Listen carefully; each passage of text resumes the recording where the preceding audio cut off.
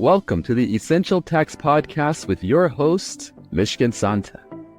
In each episode, we'll take the complex world of tax, all the jargon, acronyms, and stuff that make your eyes glaze over, and explain it in an impactful way to understand the complex and unknown areas. You can find this show on all the major platforms, including YouTube, LinkedIn, Apple Podcasts, Spotify, and on our website, thewolfgroup.com. Now, here's the host of Essential Tax Podcast, Mishkin Santa. Hello and welcome everyone to the podcast today. We have a very interesting topic. We're going to be talking about lawful permanent residents, otherwise known as green card holders. We deal with a lot of green card holders at the Wolf Group. We're constantly getting a mix of questions that are mostly tax, but sometimes can be immigration-related matters. And, when those immigration questions come through, I always have to tell people that, we practice in tax. We don't practice in immigration. You need to go see an immigration attorney. So I thought today we'd have Jason Levy come on the show and tell us all about the immigration issues that are currently happening here in Q4 of 2025. We're also maybe going to talk about, if he'll allow me to slip in a couple of questions about the gold card and the platinum card. We'll chat briefly about those at a high level at the very end. But for right now, I think we're just going to focus on the green card holders. So without further ado, Jason, tell us a little bit about yourself. Tell us about your background. Tell us about your law firm. Just give us some general details about you. Yeah, thanks so much for having me today, Mishkin. Really happy to be here. Fun opportunity. As you said, my name's Jason Levy. I'm an immigration lawyer with Grossman, Young and Hammond. I've been practicing immigration law for, about a little bit more than 28 years. The first 13 years, I was in private practice with a firm in Boston. I spent the last 15 years with the Office of the General Counsel at the Department of Homeland Security in the Immigration Law Division. And more recently, I've transitioned back to private practice with the firm that I'm with now, Grossman Young. And our practice is a very full-service practice. There's two offices. I work in the Silver Spring office, where we service a wide range of needs, ranging from pretty much all business immigration-related needs, family immigration, naturalization, what have you, help with the consular process for various non-immigrant visas or immigrant visas, adjustment of status, very broad. We think that we like to think that we can help with pretty much almost all immigration needs. Our Bethesda practice also has a very broad array of practitioners where there's a focus on removal proceedings, humanitarian benefits, Interpol defense. We have quite a few lawyers between the two practices, and we've been growing, and we're excited to be able to provide our services. And very happy to be here, like I said, Michigan, talking about LPRs and maybe some gold card stuff and other things. Right. So let's just do a big picture question that I think some people may say, is it a dumb question? I don't know, but so, when we talk about immigration law, that's federal law. So, for example, if someone in California, you're talking about your offices are based in Silver Springs, Maryland, or, Bethesda, Maryland. But if someone from California wanted to retain your services for a federal immigration matter, could they, or do they have to be within Maryland to be able to use you guys? Yeah, thanks. Thanks for clarifying Maryland. First of all, I just took it for granted that I'm not sure if I mentioned Maryland, but yeah, that's right. Immigration law is an area of federal law, and so it's a federal practice. It's sort of convenient for immigration practitioners where, we're really confident and able to provide our services to clients all over the country in different countries. We do have lawyers. Our lawyers aren't only in Silver Spring or Bethesda. We have lawyers who work, remotely in California, in Pennsylvania, and other states too. By and large, it doesn't really make a massive difference. It's really the same I'm going to caveat this, but it's really the same immigration practice wherever you are in the country. And so if you are practicing, and so, we'll have clients, other immigration firms will have clients really around the nation, outside of the country as well. There are some nuances because different circuit courts, for example, federal courts of appeals, they might have law that is specific to their circuit. And so there are sometimes like wrinkles that make practice different, but that's also not a problem. An experienced immigration lawyer will just adjust to the realities on the ground, based on whatever the circuit law happens to be. The immigration law and immigration practice in Maryland can attend to people's needs in California. They just need to understand the kind of legal nuances that apply in the Ninth Circuit where California sits. I see. Okay. So that's very helpful. I think a lot of people need to understand that because it's the same thing with tax. When it comes to the IRS or dealing with the Internal Revenue Code, that's federal. We can help out anyone in any state or any foreign country. There are state income tax issues that you got to be a little bit careful with, and maybe you need more of a on the boots, on the ground practitioner there. But certainly for the federal stuff that you can handle pretty much wherever someone resides at. Okay, immigration lawyers and tax lawyers love to debate which is the more complex area of federal law. So, it's an endless battle between these two areas of the law. But yeah, they're both federal, and so there are a lot of similarities that way. Oh, absolutely. I can recall I almost took immigration law when I was in law school. I remember it was my 2L year. And I remember I was like, let me go look at the statute books for immigration law. And I picked it up and I was like, no, that makes no sense to me on that. So I will always tell people immigration law to me is more difficult than tax law, but maybe that's because I naturally, gravitate towards tax law. Okay. Tell me about lawful permanent residence, because I think people just talk about the term green card very loosely. But in your world, what does that mean? Describe the process. Give us the big picture items that we all need to think about when you become a green card holder or when you have a green card. And then tell us about the ways. So obviously, if we're talking about obtaining a green card, also talk to us about the ways that you can lose a green card. Yeah, right. Thank you. So that's the ways that people might lose a green card has become a very hot topic these days. In the last several months, I think there's been a lot of concern given the different policies that are in place in this new administration. Are less new than it had been, but still reasonably new. I think generally, as you mentioned, Mishkin, people think of what we call a lawful permanent residence is more commonly known in the common vernacular as a green card. It's a pretty special privilege. It's kind of, aside from naturalization and becoming a U.S. citizen, it would be kind of like the top level benefit that somebody can get who is not a U.S. citizen in order to, work and live in the United States. It gives a lot of liberties and freedoms. You can live anywhere in the country. You can, you have an open employment authorization that allows you to work wherever you want. You have a lot of flexibility and freedoms. LPRs have, a lot of due process rights and constitutional rights that, attach wherever they are in the world relative to other individuals who are, for example, a U.S. citizen who leaves the United States, they maintain their rights. A lot of those rights are different for people who are not U.S. citizens once they leave the United States, but LPRs are kind of a nice in between, and they have some special constitutional privileges as well. They also can provide benefits to family members, meaning that they can sponsor family members for permanent residence too. It's a very lengthy process usually in order to do that. The family members would be like a spouse or, minor children generally of the green card holder or LPR, as we say.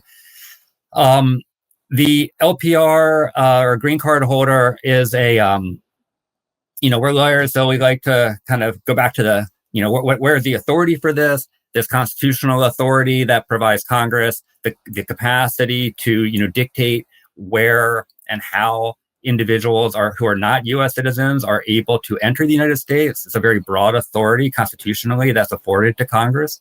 So Congress kind of has set forth these laws. Our main legal our main compendium of law is known as the Immigration and Nationality Act. That act actually creates this idea of the lawful permanent resident. It's defined at Section 101A20 of the INA as the Immigration and Nationality Act. That's been codified in the U.S. Code. So I have it here. I'm going to reference my notes.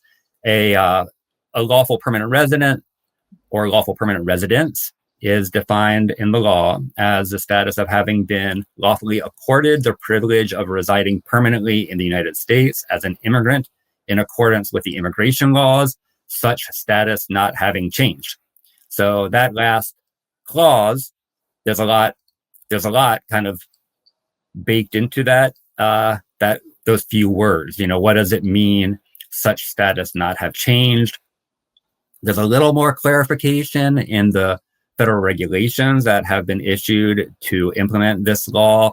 Our regulations that are issued by the Department of Homeland Security, Department of Justice, and they add this like little wrinkle where they indicate that LPR status terminates upon the entry of a final administrative order of exclusion, deportation, or removal. So essentially, if somebody is ordered deported by an immigration court, today we call that being ordered removed. The terminology changed in 1997 in a law that was enacted in 1996. So but essentially, I think still in the general public, we think of this as somebody being deported. At that moment that they're ordered deported, then they are no longer LPRs. But the important thing to keep in mind is that's not really the only way you can lose your LPR status. There's a body within the Department of Justice. It's called the Executive Office for Immigration Review. And they have a quasi-judiciary function. They have immigration courts and they have appellate immigration courts. The appellate court is known as the Board of Immigration Appeals. And that court can issue that board has board members, and the board members can issue precedent decisions that are binding authorities that speak for the Attorney General and bind DHS, State Department, any immigration administrative agency in the interpretation of law. About, 1981? So what's that, 45-ish years ago, the board issued a decision that's known as Matter of Locke, L-O-K, or some people will say Matter of Loke. And the board there set out kind of like a broader parameter for when somebody does or can lose their green card status. And so the board said that there, generally speaking, are 4 ways that people can lose their green card, their LPR status. One is the one that I just mentioned in the federal regulations, where there's a final order of removal against somebody. The next 2 are pretty rare. There's something in the statute called rescission of adjustment of status. So let's say somebody becomes a green card holder. They can, but it was obtained fraudulently. There's a period of time where there's a special procedure to take away that green card.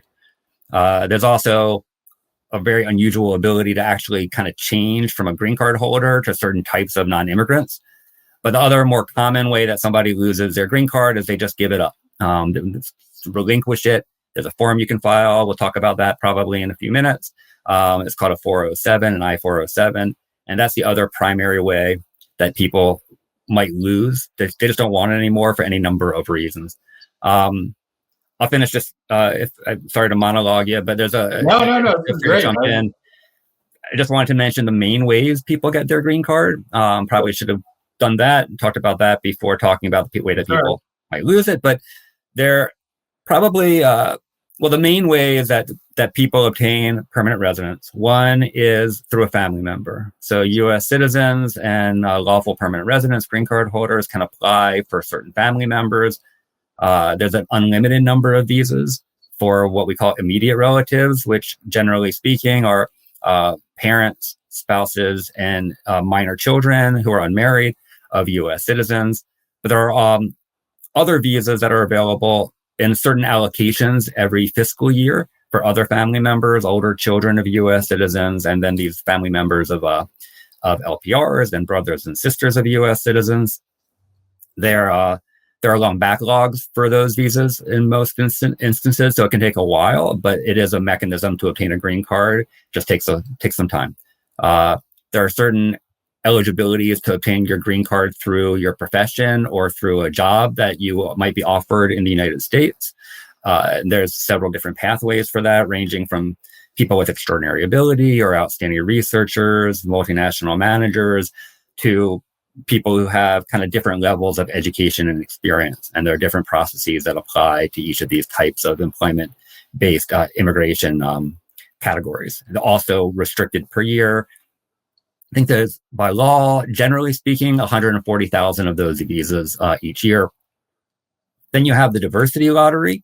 That's the process that some of our listeners and viewers may have heard of, where it's literally a lottery. You know, people from a lot of countries around the world, they kind of they submit a registration through a Department of State portal, and then they just wait, and maybe they get lucky and they kind of win the lottery, and they can become eligible for a green card and immigrate to the United States.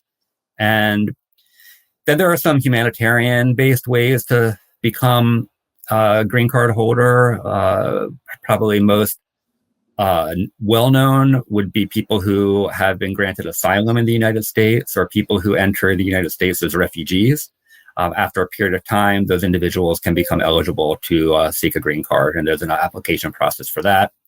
The last thing I'll say is that there's two ways to get your green card if you're eligible. One is from within the United States. That's called adjustment of status, and you apply for your green card with the USCIS, United States Citizenship and Immigration Services. They're a component of the Department of Homeland Security. The other way to get your green card is for people who want to obtain it overseas, and they apply through a process we call consular processing, where they go to the relevant U.S. embassy where they reside, and they kind of just go through an application process to be issued an immigrant visa that they use to enter the United States as a permanent resident. So that's the big picture for you, Mishkin. Awesome. And that was fascinating. So I've got all the questions, Jason. I've got a lot of questions for you. So all right, fire away. Yeah. I might rapid fire on you here a little bit, but going back to the beginning, because you were talking about DHS and DOJ writing regulations for the immigration statute. So my two questions there are, for tax, we get tax bills all the time. Small ones. Lately, we've gotten big ones, right? We've gotten TCJA, OB3. They're talking about even doing another. Should the United States government ever reopen? They're talking about doing another tax bill before the end of the year. Does the immigration statute get regular updates or big changes? Does that happen very often, or is it just kind of status quo? It has been status quo since the INA came out. Well, I think the big changes, that is probably a matter of perspective.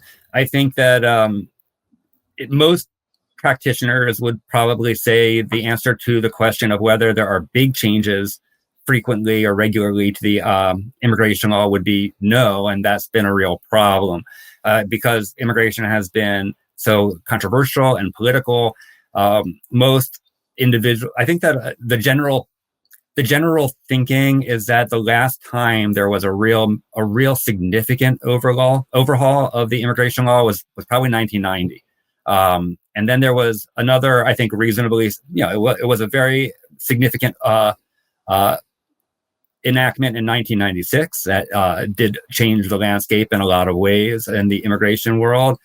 Since then, there have been a lot of efforts to produce what's called what people have kind of termed comprehensive immigration reform. There's been a lot of they've tried. There's been some good Senate bipartisan agreements. There was, during the George W. Bush administration, they came very, very close. They just didn't get it through. That would have really been a pretty massive overhaul. They tried again during the Obama administration. And there's always, it's sort of this it's a bit of a unicorn. They just haven't been able to get enough people in the House and Senate on board to really pass like a giant package where everybody can agree. And that the president also would agree. That being said, over the years, there are like drips and drabs of things that are impactful. There have been a number of pieces of legislation that have altered the H-1B program in certain ways. That's the program for specialty occupation workers that has been in the news a lot recently because of an executive order from the White House, from the president, that would change sort of the terms pretty significantly with regard to certain H-1Bs and a pretty massive fee, $100,000 fee that they would have to pay in order to actually enter as an H-1B visa holder. And there's also some regulatory changes in the works. But there have been few pieces of legislation. There's been some legislation from time to time on certain people who, during special provisions for like Afghanis, for that would be one example. There's been some other humanitarian provisions over time that affect different classes and groups of people.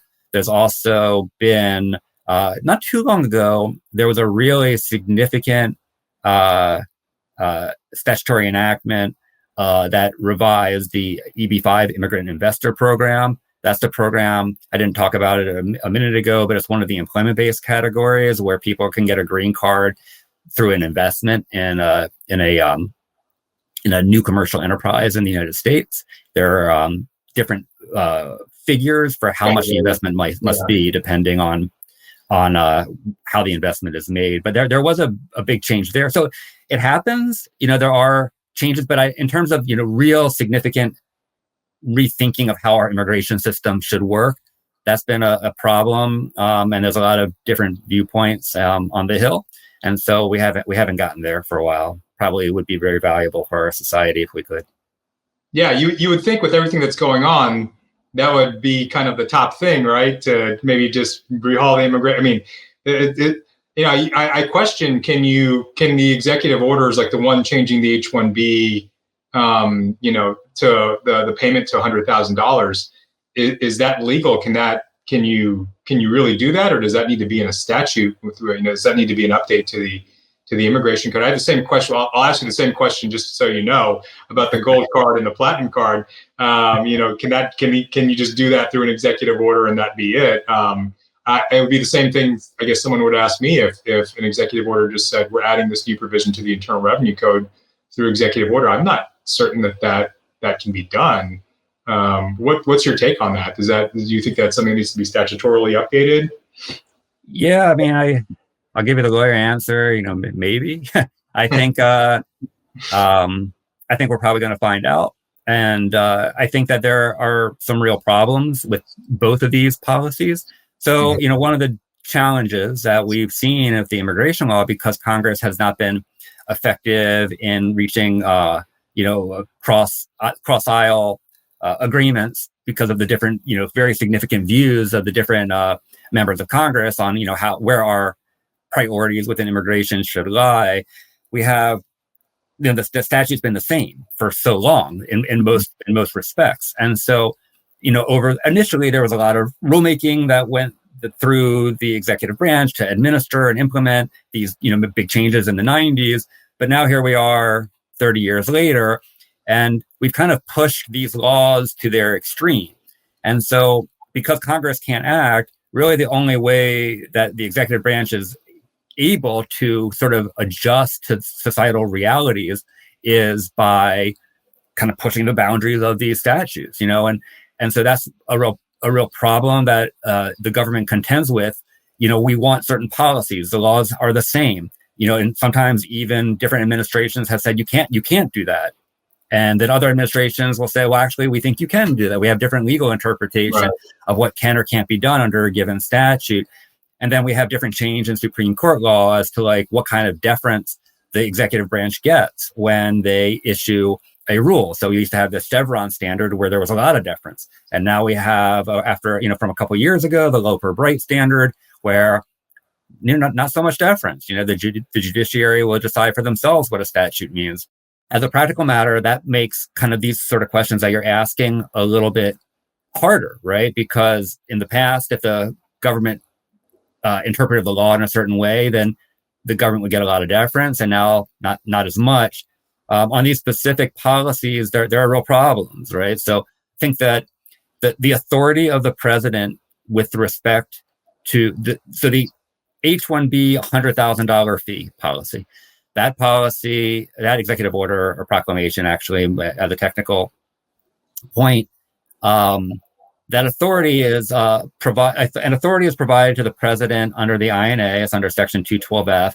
It's an uber authority. It gives the president an enormous authority to prevent the entry of certain classes of individuals and different immigrant or non-immigrant classifications. And it's been used frequently over time, pretty much by every administration, for decades, for one reason or another. Kind of like a garden variety usage of it would be something like, let's say that there's, country X is experiencing some really dangerous virus or disease, right? And so we have some other authorities under like our HHS, our Health and Human Services authorities too, the government does. But the president might say, yeah, people from this country X, they're not going to come in for a little bit because it's kind of dangerous. We don't want people to arrive in the United States and potentially be infecting our residents. Also use 212F for things like in the past, maybe like interdictions at sea. We don't want certain people to we don't encourage people to kind of hop on boats and maybe come to the United States. That can be dangerous. So the president might say, no, that people who can't come in this way. Right. So at least under certain visa categories, because that's what it's sort of hinged to a large extent, although it prevents entry. Right. So it's about preventing entry to the United States, which means it's not just about admissibility in a certain visa classification. Here, the president said something pretty different. He said, we're prohibiting under this authority, and there's also another authority that I won't describe. It's under Section 215. Under these authorities of the INA, the president is going to prohibit the entry of a certain H-1B visa holders, although it's still not entirely clear which, unless they pay this $100,000 fee. And then the executive order does a little bit more. It kind of goes on to prescribe certain petition procedures that are impacted and like how this fee would attach to petitions filed with USCIS and kind of dictate some aspects of State Department processing. And there are definite legal questions here. One legal question that's come up with other 212F proclamations is, well, the authority is to prevent or preclude entry. So does that authority preclude the issuance of a visa, right? So maybe you can't use that visa, but you can be issued that visa. So here, the president is saying, well, the petition itself can't be filed with USCIS until that $100,000 fee is paid in certain circumstances. And so the question is, does the 212F authority allow for that? Maybe the petition can be approved, but maybe the 212F proclamation, this proclamation went a little too far. It doesn't mean the whole thing would necessarily fail. It might be severable, but that there might be pieces that went too far that's not really the president's authority. And then the courts have more authority. The courts have different authority to review agency determinations versus White House determinations under the Administrative Procedure Act. And then there's this sort of fiscal element, which is really unusual and interesting, the attaching of a penalty or fee or fine or however you want to fashion it. There's a lot of legal questions about whether the 212F authority allows that, because the 212F authority does permit conditions on entry, but there's also a lot of authorities that indicate what are the fees for an H-1B visa. And there are certain authorities that allow for certain types of bonds for non-immigrant visas like H-1B visas. So Congress has kind of really spoken to all of this to some extent. And the 212F authority can supplement the law, but it can't contravene the law. So I imagine that some challenges will say, Congress said how many visas there should be for H-1B workers. Congress said that the H-1B visa program is not about whether there are U.S. workers who are ready, willing, and able, unlike other visa classifications. Congress said that these are the types of fees that are associated with this program. And in fact, some H-1Bs, there's no limit to the number of visas. That's what Congress said. Like if you want to hire, if an academic institution, for example, wants to hire somebody to work there, there's an unlimited number of H-1B visas. Those types of jobs are exempt from the H-1B cap. So the question is, that might be posed by some litigators, some plaintiffs might say, look, this is not what the H-1B program is about. All these arguments that the White House has made to support its proclamation and these other conditions, they're contrary to law and they're contrary to these authorities. But we don't know, because it's a very potent and powerful authority that Congress afforded the president. The courts might be very deferential. So that was a long answer. No.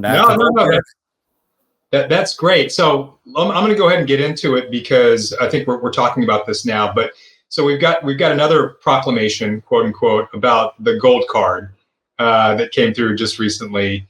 Yes. And in my world, the question is, we didn't even think about the immigration side. What does Congress need to write an immigration law to add that in? We're just thinking on our side, is this a green card? Is this just is it like an H-1B visa? How is this going to affect U.S. tax residency? And then you have this idea of a platinum card, which seems to say that as long as you don't exceed 270 days inside the United States, you won't be a tax resident. So is that a green card, kind of like the EB or these EB-5 type vehicles? Is that where they're fitting this in? Are there going to be updates to the U.S. tax code that are going to be linked to these things? I cited that in the One Big Beautiful Bill Act, they actually had a section that I think was related to both of these things in the Senate bill. And then at the last minute, and it was a placeholder. There's nothing there. There's no language written there. Just had a very special title to it. I forget the name of the title, but it was, for me, it was clearly it was like tax on international entrepreneurs or some kind of new program that they were kind of referring to. And it said, reserved for later use or something. And then it magically disappeared when the final One Big Beautiful Bill Act, came out. It was gone. So what's your take here? You had any inkling as to whether there will be, assuming the government reopens and they kind of get back to legislating, do we feel like something will have to be done there from an immigration standpoint? I believe that there will be something in this quote unquote second tax bill, which, by the way, they're calling it too big, too beautiful, in case you didn't know. But I think there will be something in there that will relate to this. But what do you, any guesses? You want to play Nostradamus there for us for a second? I'll play Nostradamus. Yeah, I do have some thoughts and some guesses. First, on the tax issues, I was a little perplexed. I'll confess I really know very little about our tax law. So with that platinum card piece where there's a sort of 270-day provision that you mentioned, I just assumed that there was already something in the law and that was, that this promise was based on. But I'll leave that to you guys. I don't really know about the tax implications and where that authority derives from. I think I do have thoughts on the immigration side of things. So if people wish, they can go online and they can look at the gold card, platinum card website that the government has produced. And there's some kind of not very elaborate, but some interesting and somewhat some interesting FAQs that give a little bit of insight into what they have in mind. So we mentioned EB-5, the immigrant investor visa. There's also a couple of visas called, we call them EB-1 and EB-2. The reason we call them EB-1, EB-2, EB-5 is it's derivative of the statutory authority that they derive from. So if you look at the INA, there's a section called this section 203B1. That's EB1. 203B5 is EB5. So it's nothing especially exciting, but these numbers have some root. But there's an EB1 visa and an EB2 visa, and these are green card visas. These are visas that lead to immigrant visas, green cards, lawful permanent resident status, however you want to describe it. They're all synonymous. So the EB1 category has three subcategories. And one is one that I mentioned very briefly a little earlier, is for individuals of extraordinary ability. And this is a visa that is set up. The extraordinary ability category is for people who are extraordinary in certain types of fields, including business, right? It's not just being extraordinary, however. Part of the deal is that you have to have been, you have to have sustained national or international acclaim, and the achievements have to have been recognized in the field through extensive documentation, and the individual has to be seeking to enter the United States to continue to work in this like area of extraordinary ability. So, well, I was going to jump ahead, but the other category is called EB2. EB2 is generally speaking a category. EB1 is really nice because you don't have to test the job market. For a lot of these employment-based immigrant visas, these employment-based green cards, the requirement is that the employer has to test the job market to demonstrate that there are no U.S. workers who are ready, willing, able, qualified to take the job. And if there are, then the application will fail. The EB1 extraordinary ability visa, the idea is these people are extraordinary. So it's not about whether there's a U.S. worker. These people are kind of special. We want as many of these, well, not as many. We want these people regardless of whether there is a U.S. worker available. They are limited. So I think Albert Einstein, when you say that, that's what comes into my head. Like, yes. Okay. Exactly. So Einstein would probably be like a great, a great template. You don't really have to be Einstein to get this visa. I mean, otherwise it'd be pretty rough. And it's used, you can be extraordinary ability in the arts and sciences, in business. There's a bunch of different types of professions that can benefit from this classification. The other one that is similar, but not exactly the same, in the EB2 category, that is a category where you usually do have to test the job market. It's mainly for people who have advanced degrees, and they have advanced degrees and they're working in jobs that require advanced degrees. But there's a wrinkle where some people don't have to go through the job market, the labor market test, if they're deemed to be in the national interest. We call that a national interest waiver. You're waiving the job market test. And so they have a quicker process and an easier process if you're EB1 or in this national interest waiver bucket.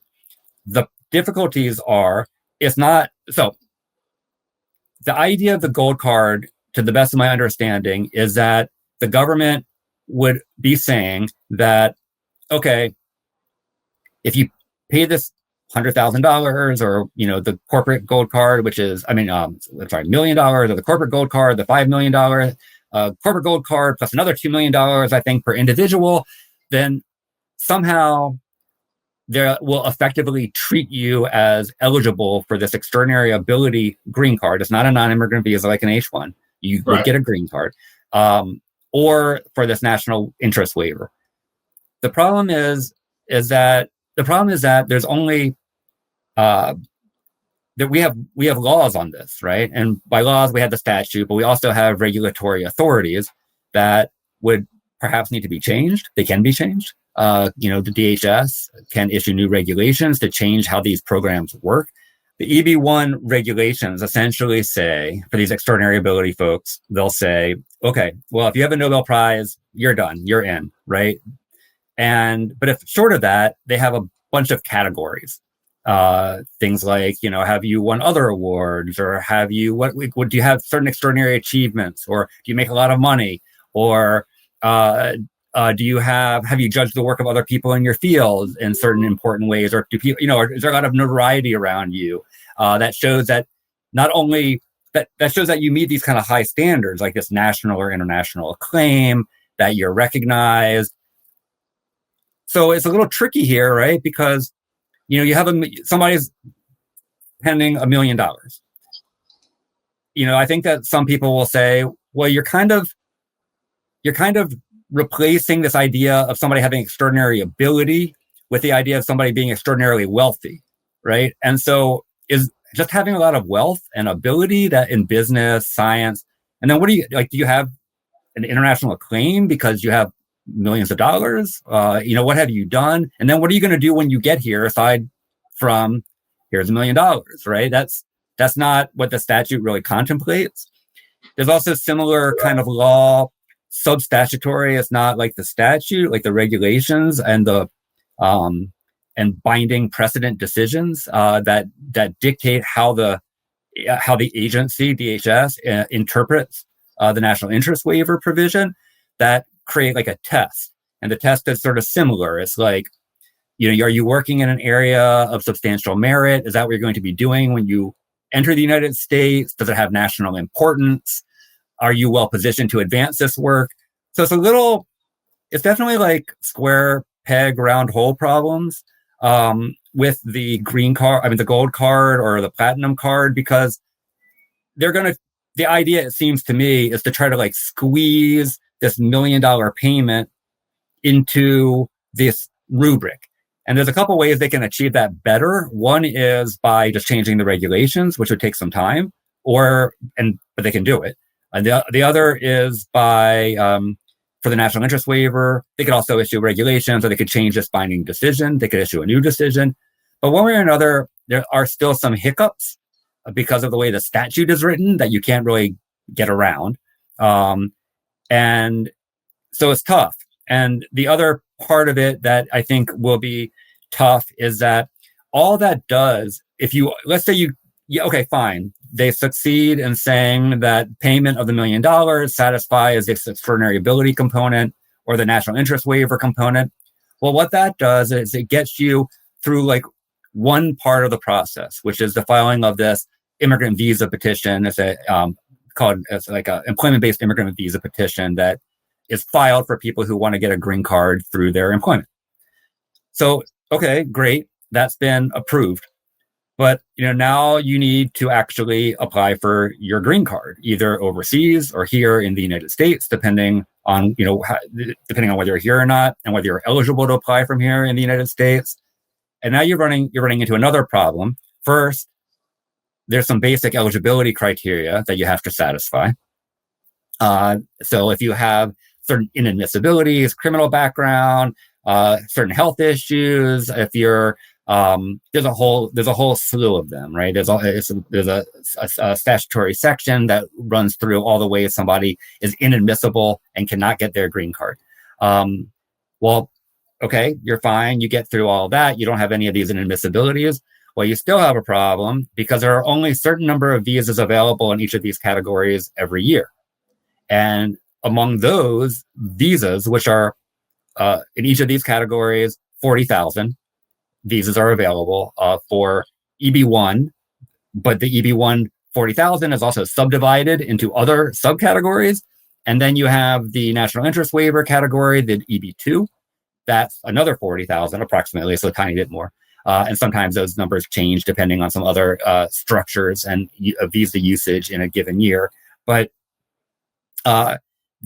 there's often not enough visas to go around, and there's a backlog. So for these EB2 visas, they're just not enough. And so people are going to wait a long time, years, to get this EB2 visa, even if you're eligible. 100% eligible is still going to take some time. And some people might say, well, if I'm paying $1 million, I don't want to wait a couple of years to actually get the green card.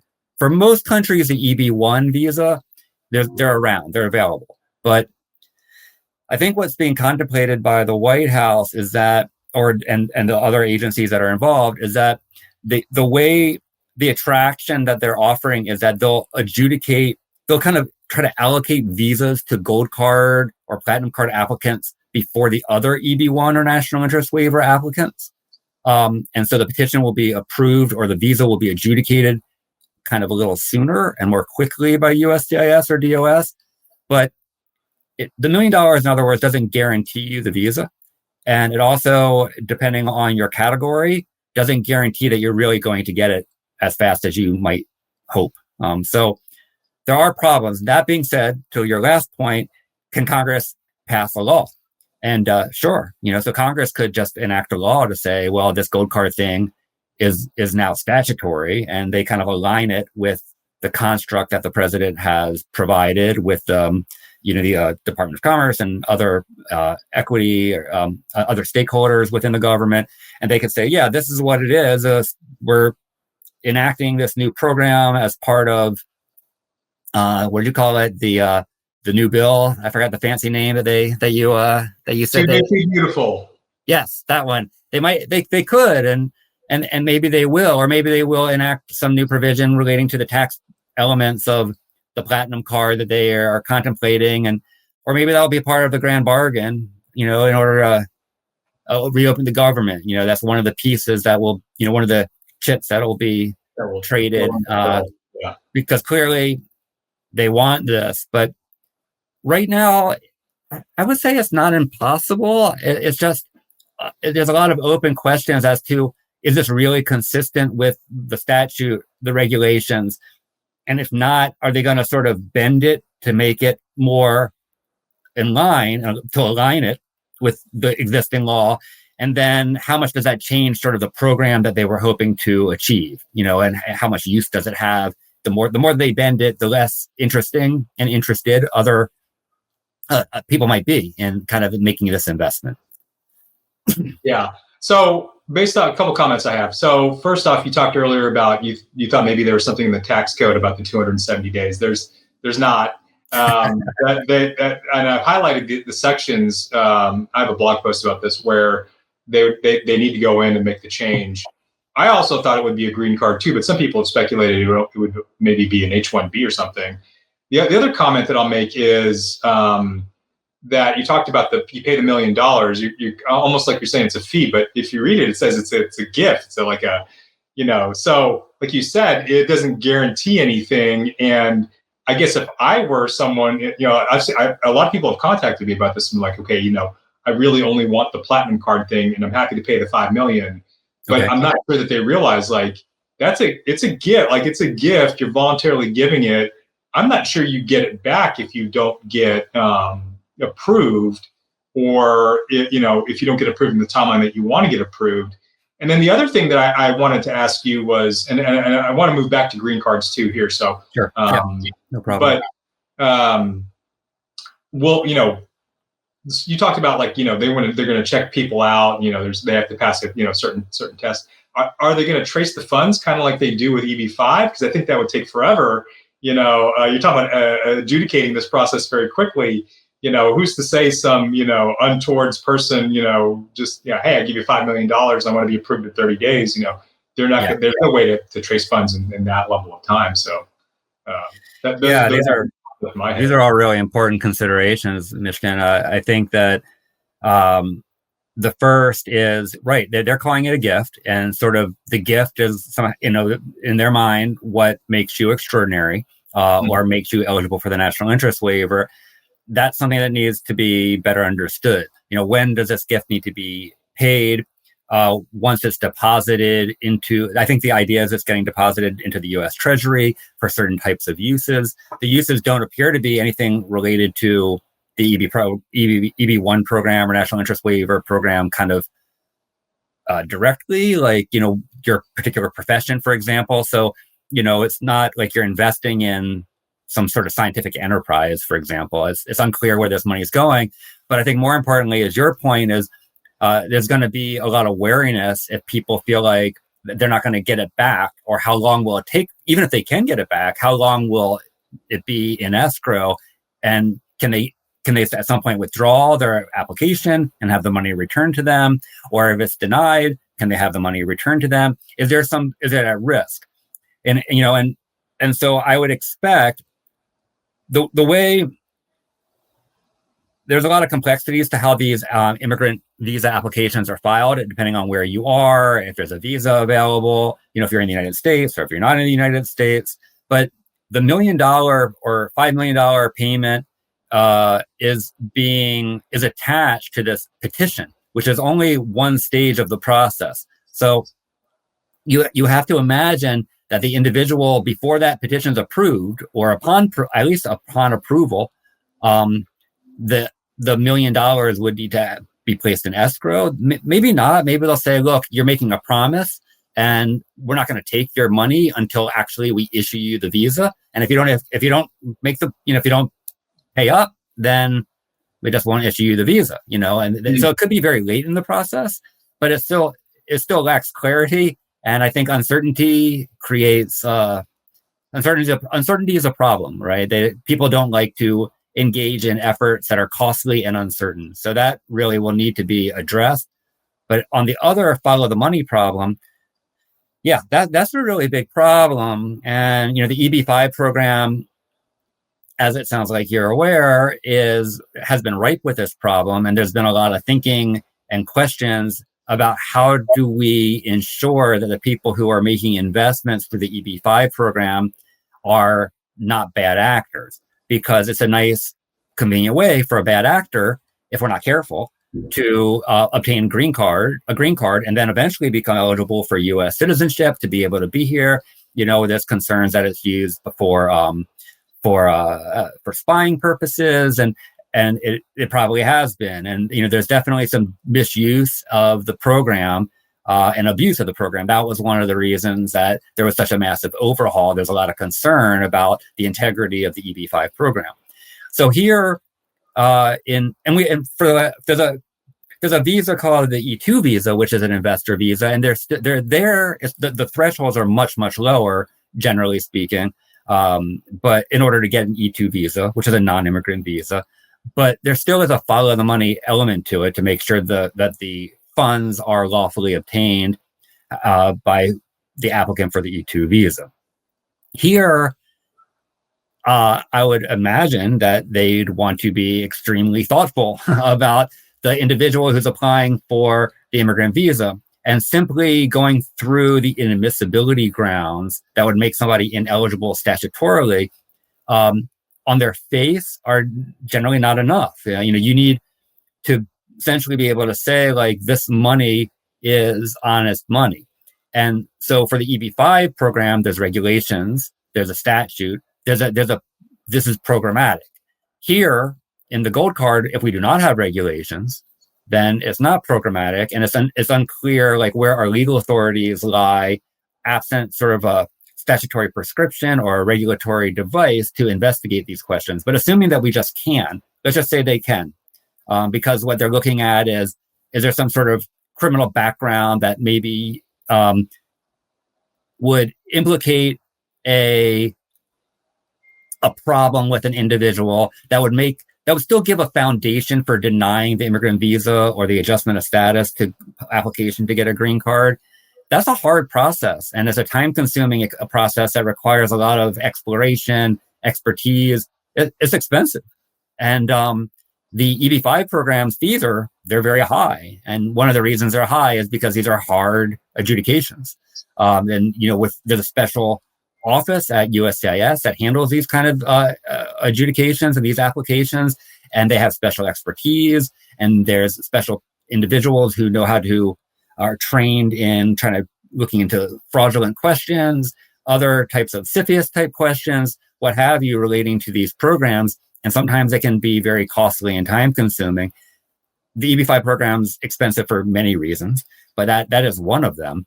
And so it's a question of, the fees relating to the consular processing or the adjustment of status of an EB-1 or EB-2 visa are much, much, much lower than the EB-5 program fees.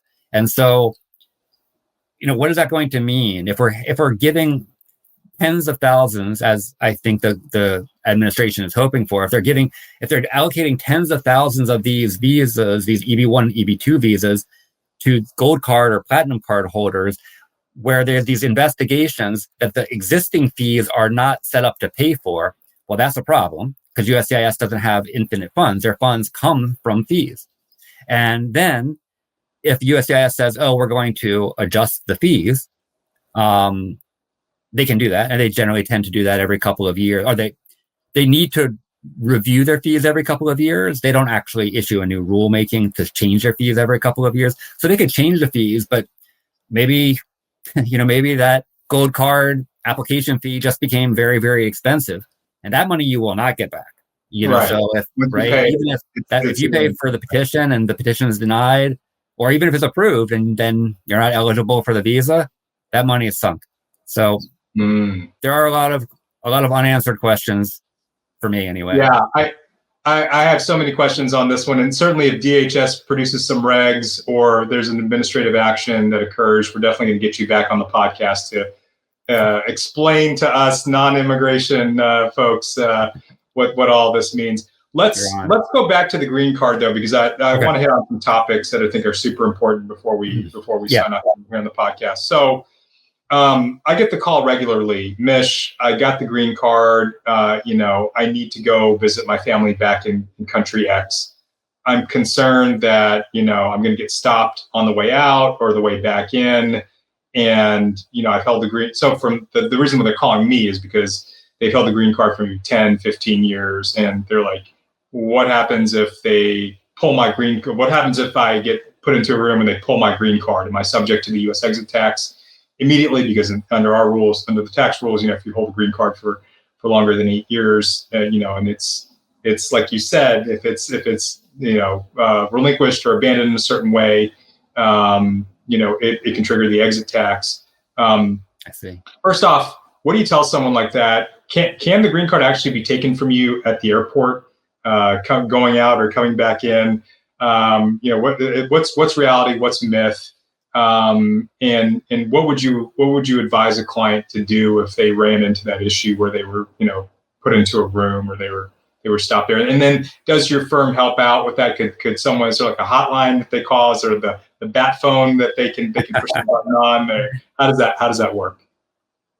Yeah, thanks for asking. I think these are really hard and important questions, and we see it a lot too from the other side, on the immigration side, where people are anxious. They have their green card for a period of time, short or long, and they're scared they're going to lose it, and it's valuable to them, but they do need to leave either frequently or for an indeterminate amount of time because of one thing or another, a sick relative or what have you.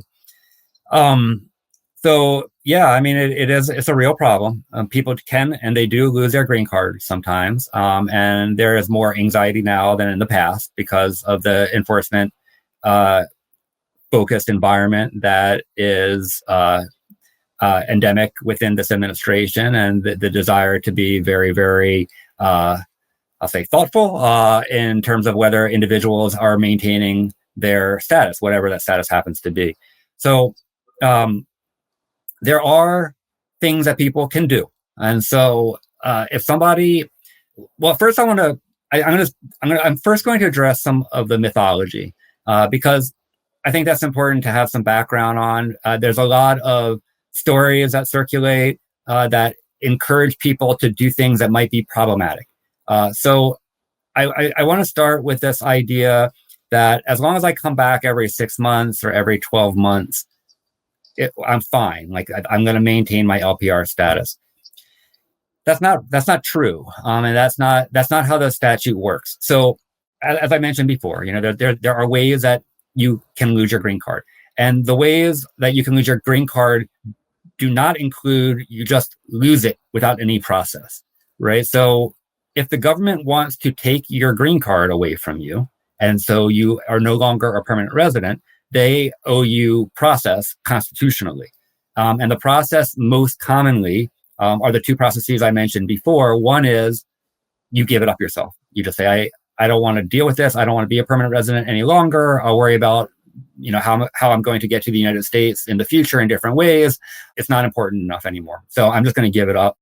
The other way is if you do not want to give it up, if you're a green card holder then the government needs to take it from you by placing that person in removal proceedings. Okay. So that's not fun, but it's a burden on the burden to demonstrate that an individual no longer is an LPR because they abandoned their permanent residence is on the government. And the government needs to establish by clear, convincing, and unequivocal evidence. There's a high standard, a really high standard, to take that green card away. But they can meet that standard sometimes. So the kind of classic decision on this comes from the Board of Immigration Appeals. It's called Matter of Wong. And that was issued in 1988. Matter of Wong basically said, yeah, that's the standard. It's the government's burden. And so what can happen to somebody is they are coming into the United States. there's question as to whether they've maintained their permanent residence, and they have a choice. They're at the port of entry. The CBP officer says, I think we have a problem here, and I'll explain where that problem arises from. I'll get back to the mythology. What do you want to do? And so that person can say, sometimes they're probably be given a few choices, or they may be given a few choices. One might be, you just want to turn around and go home and then not worry about this right now, then withdraw your application for admission. If they're offered that, then some people will say, okay, great, sure, I'd rather do that.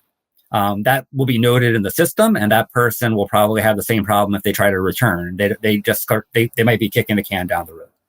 The next opportunity is to just give it up. They might say, look, we're happy to let you in this one time, or to not let you in this one time, if you want to just give up your permanent residence. And they can have you execute that form, the I-407 form, and it has to be knowing with understanding. So that sometimes people submit a 407 and then they challenge it later, indicate it in court saying, I didn't really understand what I was doing. But usually people do understand, and they might say, you know what, I don't really live here anymore. It's fine. I'm just going to not worry about being a permanent resident any longer, because I do not want to go in and be in removal proceedings, which would be the third option, where the CBP officer would say, we're going to let you go in. We're going to, have you enter the United States, but you're going to be in removal proceedings, and the immigration judge will determine whether you have abandoned your LPR status or not. The individual remains in LPR during that whole process, but the process can take quite a long time, years. And then after the immigration judge rules, which involves like a hearing, probably getting representation by counsel, you can appeal. If you lose, you can say, well, I think that they got it wrong, and I appeal to the board, and the board can then issue its own decision as to whether or not the immigration judge got it right. And you keep going, into federal court. But if the board rules against you, you have a final order of removal, and you are no longer in LPR at that moment in time. Oh, wow. So the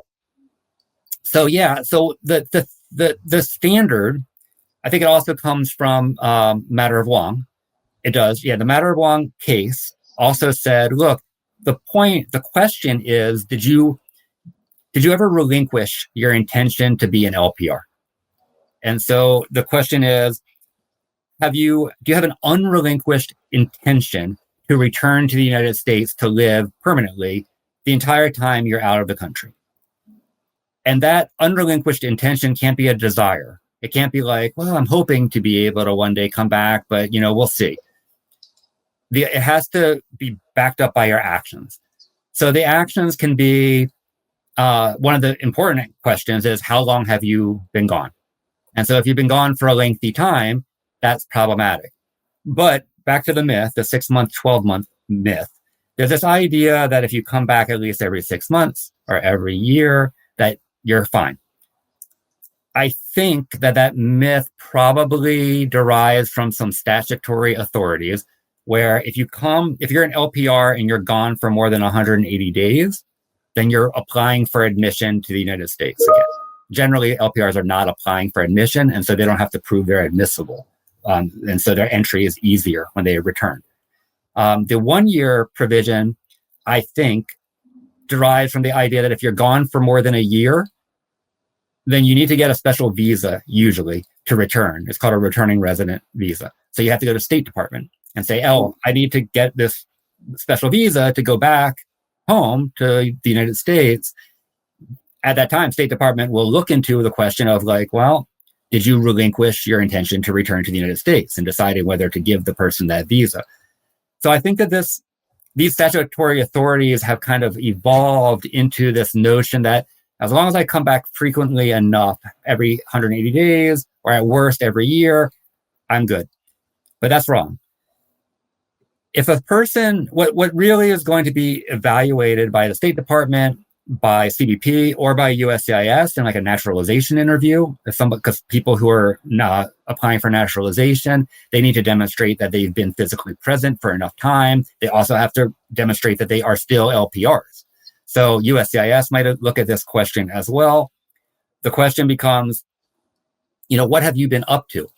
And imagine somebody is coming into the United States like every 4 months for like 3 days.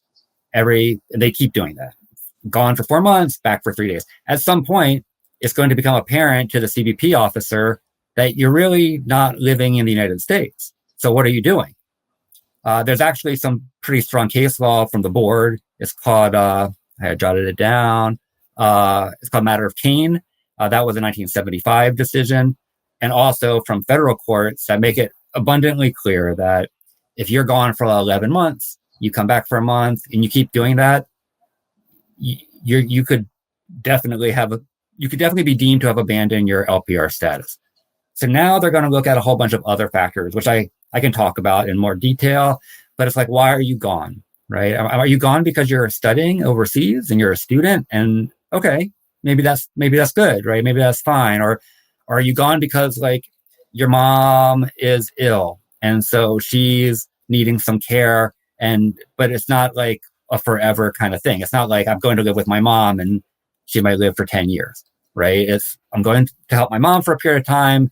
She has an issue. Or in certain instances, there are actual, real authorities that allow people to leave for discrete periods of time because maybe they work for like a certain U.S. corporations or they have some religious duties. There's some carve-outs actually in our citizenship law that are applied within our green card abandonment law because we say, well, these periods of time don't count for retaining your LPR status for citizenship purposes.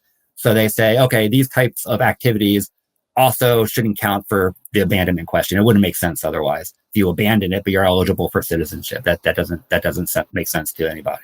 So there are circumstances where you can certainly be gone for long periods of time, but the longer you're gone and the more frequently you're gone, the more the officers are going to wonder, like, has been your intention? And you can't have the intention. You have to have the intention all the way throughout. If for a year you're planning to go back and then you change your mind and you say, actually, I'm not going back to the United States, and then you change your mind again, well, then you probably abandon your LPR status. So they're going to look at, did you take a job overseas? Did you give up a job in the United States? Where's your property? Where's your family? Where are your documents from? Like, where's your driver's license from? Where do you file your taxes? Very, very importantly, where and how do you file your U.S. taxes? Do you file them as a non-resident? These are going to be critical questions, and sometimes determinative with regard to the tax question. That can become a determinative question almost for people sometimes. So these are really important. These are all the sort of criteria that the officer will look at. They'll evaluate the totality of the circumstances and decide whether they think the individual abandoned his or her LPR status. And then if they feel, yes, we think so, they would say you have the opportunity to make your argument before an immigration judge. There are things that people can do to address this problem. One, we can get to this now. Maybe I should stop and see if you have questions and I can get to the... No. Continue. I want to hear what they can do. Okay. So probably the most important thing that people should consider doing is getting a document called a reentry permit. So a reentry permit is a little document. It looks like a little mini passport that individuals who are LPRs can obtain through an application process with the USCIS. It's a very simple process. People retain counsel sometimes, but they might feel like they don't need to. They file a form, it's a short form with USCIS. The fee is not terrible. The trick is you have to file while you're in the United States, and you might need to go for your biometrics. So you file, you're here, that's great. Then you leave. If they schedule you for biometric, meaning fingerprint collection, then you're going to have to come back. Otherwise, the reentry permit will not it will not process. So the value of this reentry permit, it can take a little while to get, which is frustrating because everything is very backlogged right now at USCIS. Historically, it hasn't been a problem, but right now it's taking many months to obtain. But the value of the reentry permit is that it doesn't prohibit entirely of finding that a person abandoned their LPR status, but it does prohibit a determination that somebody abandoned their LPR status just because they were gone from the United States for a period of time. So the reentry permit is valid for 2 years. It can be renewed indefinitely. Every time you have to come back to apply for it, unfortunately. But it can be very, very critical for people who are going to be gone for a long period of time. If you know that you're going to be gone for a year, for 2 years, maybe longer, you 100% should, and you care about your LPR status. It's a relatively small investment to maintain your LPR status. You come back, it's given a lot of weight by the CBP officers. Usually there's not a lot of inquiry at all, because that's kind of the main point of the reentry permit is it demonstrates your intention, and it also forgives your time overseas, which in general is the main consideration, right? For a lot of these abandonment questions. So that's one important thing that is and can be very helpful for people who might be leaving the United States and want to maintain their LPR status. The other thing that people should consider is if they're eligible for citizenship and it doesn't have problematic tax consequences or other consequences that that make the question of U.S. citizenship more complex for them. Well, maybe it's not a bad idea to apply for citizenship earlier rather than later, and then finding out, gee, it would have been nice to have gotten this handled. Now I have this kind of challenging situation that I no longer have time to get my citizenship because I need to go overseas now. Other things that people can do are being smart. So being smart means kind of thinking about where is your stuff? Where are your accounts? Where are your documents? Where do you have a residence? Did you give up your residence and sell all of your things, or did you not? What is your story? Why are you overseas, and when is that going to end? So there's a case that where there was a guy who went overseas. They're a Japanese family. This is many years ago. It's another board decision. Japanese family. They obtained LPR status. And then they immediately went back to Japan. The husband was pursuing a PhD, and so in Japan, and he was going to be, it was going to take a while, and they never really established any residence here. They didn't get a reentry permit. They didn't really have any things. But in the wife's mind, it was always, well, as soon as he's done with this program, we're going to go back to the United States. But the program, was supposed to be 5 years, and then it took longer. And then he had a job offer, and he's like, well, I'm going to do this job because it's a good offer. But then they eventually came back, and they got stopped, and they went before an immigration judge, and the immigration judge and ultimately the board said, look, there's no like real time frame for all of this. It's sort of more like maybe one day I kind of have a desire. You don't have any evidence or indicia of your plan to return. You never really lived there. There's nothing. Like, it's just sort of your word. Right. And that wasn't enough. And so it's not a guarantee that somebody can sort of situate their life in order to prevent this problem from evolving. But there are things that people can do to help to stack the deck in their favor if they really do want to return, to demonstrate through their actions that they have that they do have that intention.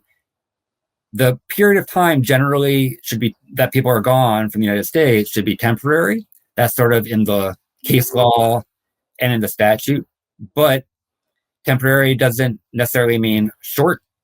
And the longer somebody is gone, the more inquiry there is going to be. They're going to face as to what is the reason that you were gone, and like why was it not permanent or not indefinite.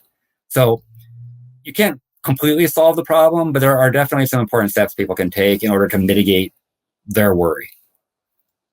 Love it. I think that was fantastic advice, a great summary of things that people should think about. Okay, let's wrap it up here. Okay. How does someone, obviously, you're a wealth of information. I thought just talking to you, it's like, wow, this guy's got so much great stuff there. He's got the case law, he's got the experience, and I really think that, having someone like you in their network would be valuable to a lot of people, especially in this day and age. But if someone wanted to, meet with you, consult with you, get in touch with you, how would that work? What would that look like? Is it just, hey, shoot Jason an email, or is there a special intake way you get through to Grossman, Young, and Hammond, or, how does that look like? Yeah, it's very simple. I mean, it's you can welcome to shoot me an email. We would set up a time to have a consultation. We have a group in our office that will just help to schedule a time to meet with me or one of the other attorneys in our office. There are a lot of lawyers who are very skilled in these areas. We can have a conversation about these problems. We have these consultations all the time.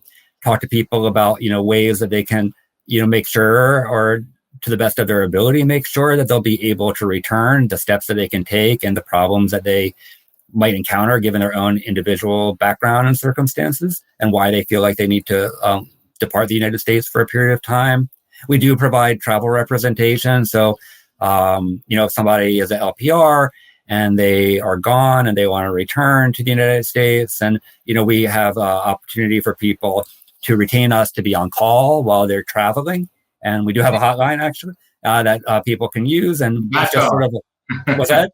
The bat phone. We have a bat phone, where they'll, we have 2 attorneys on call for each traveler during the window of their return. And we, try to be available. Well, we will be available if there is an issue. There is not a right to counsel during an inspection, but that does not mean that you're not afforded the opportunity to have counsel. And there are times where it's helpful to talk beforehand, or, in the midst of that inspection process. Sometimes a CBP officer wants to talk to counsel. But if you don't have counsel right there and then, you can't enter your notice of appearance to give the officer the authority to call you and to talk to you as counsel, right? So it can be helpful sometimes to have counsel before travel if people are worried about the possibility of difficulty on their return. But yeah, I mean, just call our office or email. We will be happy to meet with anybody who has concerns around these particular issues or any immigration issues. Like I said, we're a pretty full service firm, and we'd be happy to try to help navigate a challenging situation, and try to be creative to help out our clients. So yeah, their email, phone, either is fine. Just the normal ways of communicating, and we can get a consultation on the books pretty fast. And we'll link that in the show notes. Well, Jason, thank you so much. It's been awesome having you on the podcast today. And I hope to have you back real soon on a wide variety of topics. I definitely want to pick your brain on other stuff. So we'll definitely be reaching out when the time is right. Thanks so much, Mishkin, for having me. I've been looking forward to this conversation, and excited to be a part of your show. So I'll be happy to come back anytime. And I look forward to that. Thank you. Take care. You've been tuning in to the Essential Tax Podcast with your host, Mishkin Santa. You can find this show on all the major platforms, including YouTube, LinkedIn, Apple Podcast, Spotify, and on our website, thewolfgroup.com. Thank you for your positive reviews, comments, questions, and for sharing this show with others.